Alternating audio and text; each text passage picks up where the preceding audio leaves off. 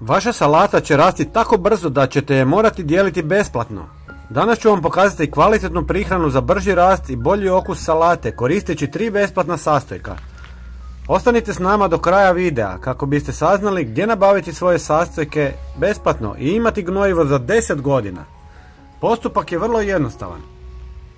U 5 litara vode dodajte 3 žlice drvenog pepela koji je bogat kalijem i drugim mineralima. Možda se pitate odakle nabaviti pepeo.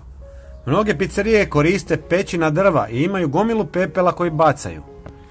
Zatim dodajte u vodu 3 žlice taloga od kave koji je bogat dušikom. Ako ne pijete kavu, talog možete dobiti besplatno u svim kafićima jer ga oni bacaju.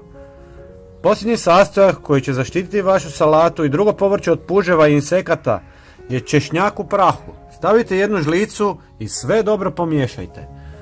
Ostavite 2 dana da stoji u vodi i pripravak je spreman za korištenje.